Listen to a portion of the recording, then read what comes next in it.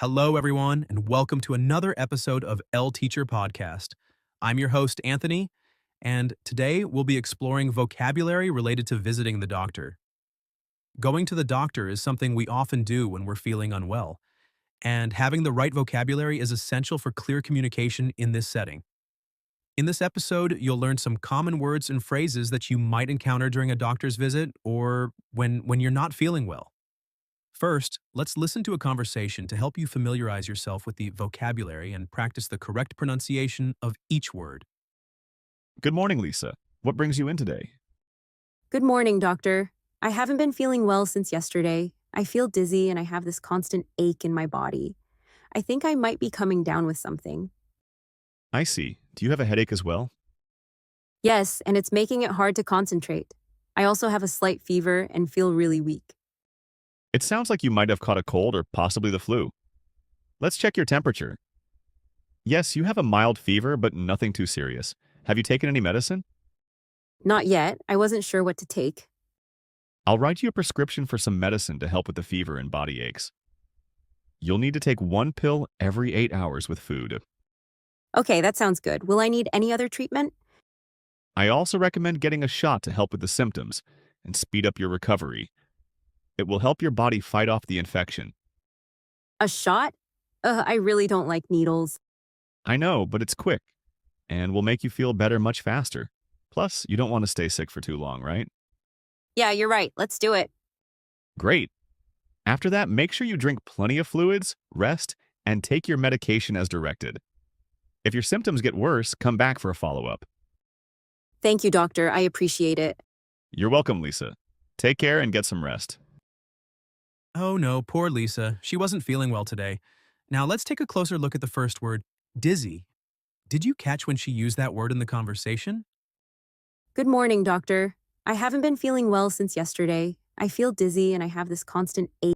To feel dizzy means to experience lightheadedness, unsteadiness, or a sensation that the world is spinning. It can be caused by dehydration, low blood pressure, or even an inner ear problem. In a medical setting, dizziness is a common symptom that doctors check when diagnosing conditions like anemia, low blood sugar, or vertigo. For example, The nurse asked if I felt dizzy after standing up too quickly. She felt dizzy and had to sit down after skipping breakfast. occasional dizziness may not be serious, but persistent dizziness can be a sign of a health issue. Staying hydrated and eating regularly can help prevent it. All right, the next word is ache. An ache is a continuous, dull pain in a part of the body. It can be mild or severe and often lasts for a long time. Aches can occur due to illness, overuse of muscles, or even stress. Some common types include headaches, stomach aches, and backaches. After sitting at the computer all day, he felt a dull ache in his lower back. She took some medicine to relieve the headache that had been bothering her all morning. Ache is commonly used to describe continuous, dull pain in specific parts of the body. It is typically used as a suffix in compound words, but not for every body part. Here are the most common combinations. For example, headache, pain in the head. I have a headache from staring at the screen too long. Stomachache, pain in the stomach. She had a stomachache after eating too much fast food. Backache, pain in the lower or upper back. Lifting heavy boxes gave him a backache. Toothache, pain in a tooth or gums.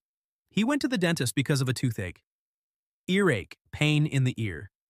An infection caused her earache. Aches are common, but persistent pain may indicate an underlying health issue. If an ache doesn't go away or worsens over time, it's always a good idea to see a doctor. Have you ever had an ache that lasted longer than expected? Ache is mostly used with head, stomach, back, tooth, and ear. For other pains, we usually say pain in body part instead of adding ache. Okay, let's continue with the word prescription. A prescription is a written order from a doctor that allows a patient to get medication from a pharmacy. Some medicines require a prescription because they need professional supervision, while others can be bought over the counter. Following a doctor's instructions on a prescription is essential for proper treatment. The doctor gave me a prescription for antibiotics to treat the infection. Without a prescription, you cannot buy certain painkillers at the pharmacy.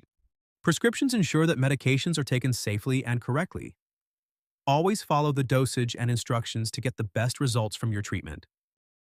Let's continue with the word headache. A headache is a pain or discomfort in the head, often caused by stress, dehydration, or illness. Some headaches are mild and go away quickly, while others, like migraines, can be severe and last for hours or even days. Doctors often ask about headache patterns to diagnose conditions like tension headaches or migraines. For example, She had a headache after working at the computer for too long. Drinking water and resting can help relieve a mild headache. let's listen to how Lisa uses the word headache to describe her symptoms to the doctor. I see. Do you have a headache as well? Yes, and it's making it hard to concentrate. I also have a slight fever and feel really weak. Headaches are one of the most common health complaints. While some are harmless, frequent or severe headaches may require medical attention. Then we have pill. A pill is a small, solid form of medication that is swallowed. Pills come in different shapes and sizes and are used to treat a variety of medical conditions.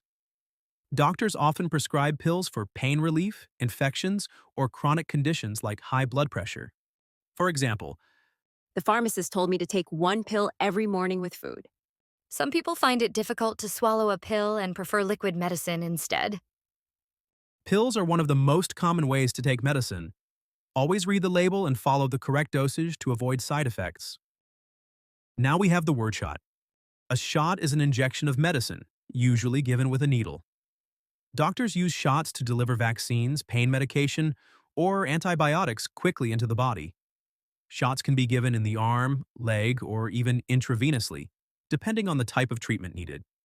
The doctor gave me a flu shot to protect me from getting sick this winter.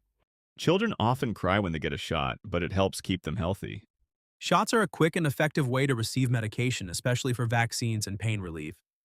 While they may not be pleasant, they play a crucial role in preventing and treating illnesses.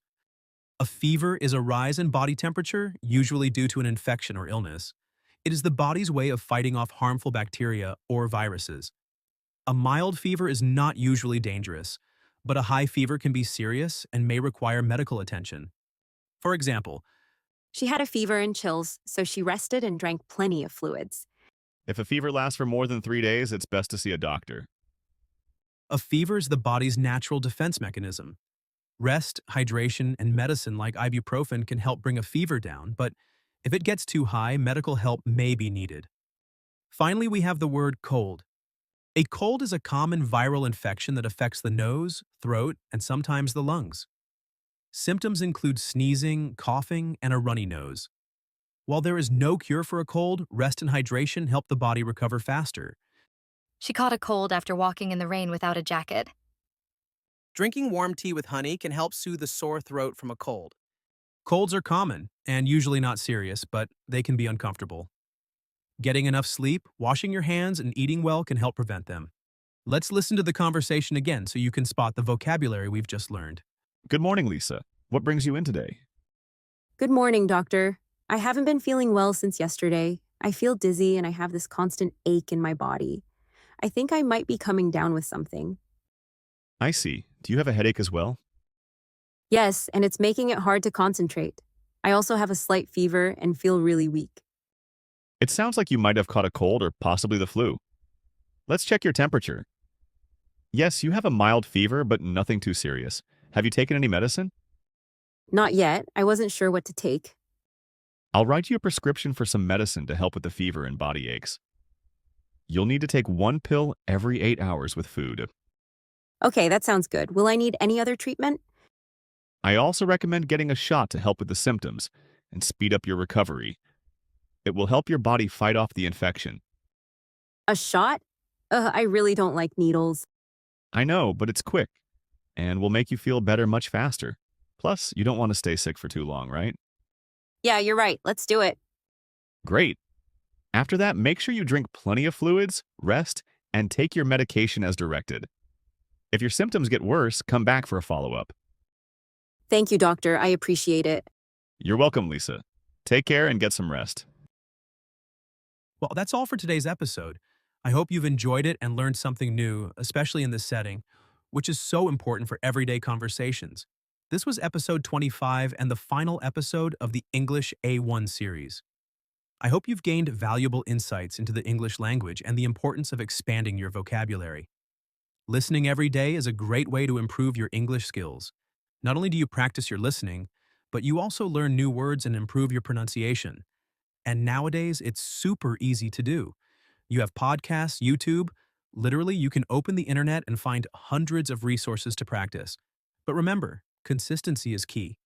Mastering a language takes time, but it's always important to have a plan. It has been my pleasure to have you during this first season of ElTeacher podcast, and I hope to see you in the next season where we'll explore even more lessons, this time leveling up to intermediate levels. So keep practicing, keep learning, and keep leveling up. Until next time, bye for now.